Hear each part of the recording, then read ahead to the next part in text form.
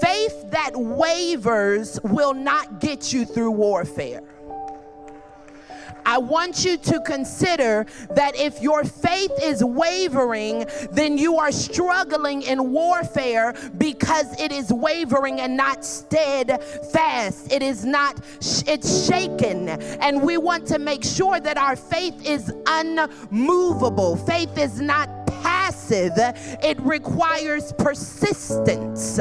You can't just hold that mustard seed, like I said. You have to plant it. You can't just sit idly by while the enemy throws arrow after arrow after arrow after you. You have to strengthen your faith. Well, how do we strengthen our faith? I'm so glad you keep asking that question as if to suggest it is not answered in the Word of God. The Bible tells us that faith cometh by hearing, and hearing the Word of God. So if I want to increase my faith, I have to increase my hearing of the Word of God. I can't be so inclined to hear about my situation more than I am inclined to hear what God has said concerning the weapons that are formed against me. It's not just the persistence, but it is the community. I want you to consider what your faith looks like in your community. The people that you are hanging out with, the people that you are leaning on, the people that you are depending on, because community is important to faith. If you are around a negative community, when your faith is being tested and you go to a community that is negative, you go to a community that is weary, you go to a community that is wavering, how does your faith fix the fight if your community doesn't believe in your faith? Your community has to be steadfast as well. Stop calling people that can't pray for you.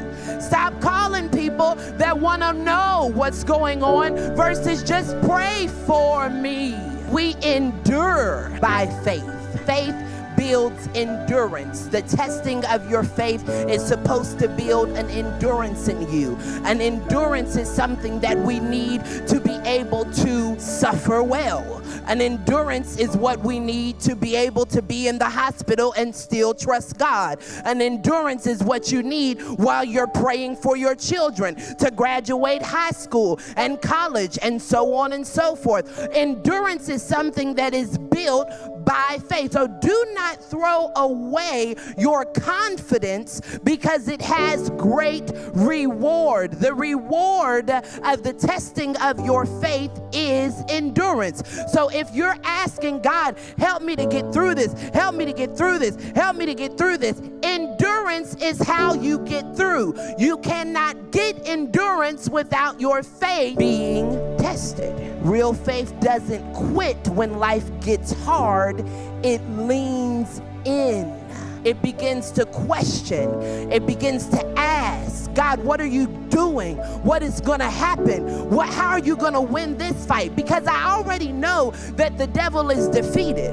I already know that I have overwhelming victory. I already know that no weapon formed against me shall prosper. I already know that when the enemy comes in like a flood, you'll build a standard against it. So I don't need to quit in the fight. I need to lean in to my faith in the fight to say, God, what are you going to do? How are you going to win this one? How are you going to finish this one? How are you going to get over on my enemies in this test? I understand that he is a defeated foe, so I don't need to be distracted by what's defeated. It is important that you don't let the devil detour you when he is already done. He's finished. We saw him fall like lightning from heaven. He has been defeated, done, it is over.